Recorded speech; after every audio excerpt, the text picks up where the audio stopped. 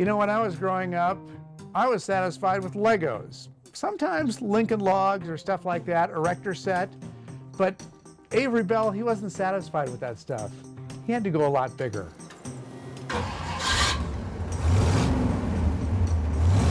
See what I mean? Avery Bell fell in love with old cars when he was in 2nd grade. When I was around 8 years old, we saw an old Model A sedan go down the road, and I looked over at my mom and I said, "What's that?" I just became completely fascinated, and I was building little models out of cardboard to look like cars and doing a little bit of this and a little bit of that. And then, like I said, right around 14 or 15, I started doing the metal shop and auto shop at high school, and I just started going crazy, and my mom pushed me to do whatever I thought I could do, and so I did. I think it's made him a full person, really well-rounded, and he doesn't smoke, he doesn't drink. He has a passion, and I think for me, that's the most important thing for both of my children, is that they know what they want to do and they do it, and nothing gets in the way. Avery could very well have focused his tools and talents on more contemporary cars, but he's committed to cars first built long before he was even born. They're so much more unique than the new cars. You know, every old car has a different kind of personality, and all the companies back in the day just had totally different styles.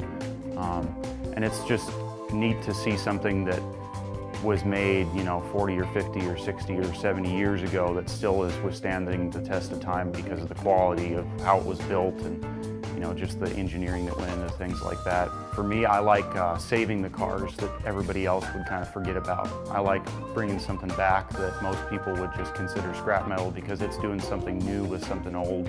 I have favorites, but they're kind of all like my kids. You know, I love each and every one in a different way.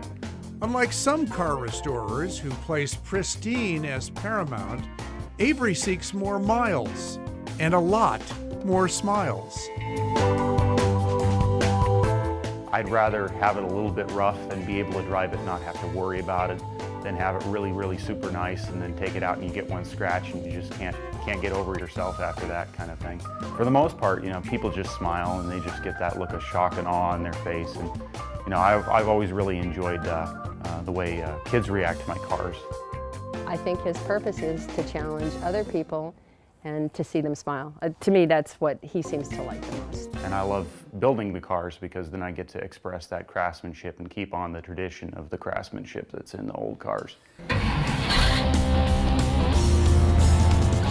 Hard to describe, but there's nothing quite like sitting in one of the cars for the first time and firing up the engine and taking it down the road and just, you know, seeing the looks on people's faces and feeling the rush of getting to put the pedal down a little bit and see what you did and see how it rides and if it was a success or not and what you have to go back to the drawing board with. Just past his 23rd birthday, the question looms, are the days of Avery's car artistry about to close?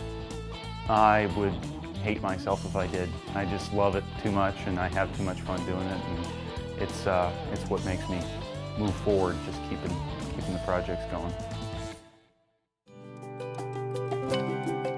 It is so cool. You never know what your friends and neighbors here in Central Oregon are doing necessarily because they're not out showing everybody sometimes. So that's our goal here on My Windows, to introduce you to the people, places, and events and things that make this place such a special place. One of those things is coming up. Our Mackenzie Wilson went out to Deschutes County Search and Rescue and checked out how they do what they do. We'll see that after the break.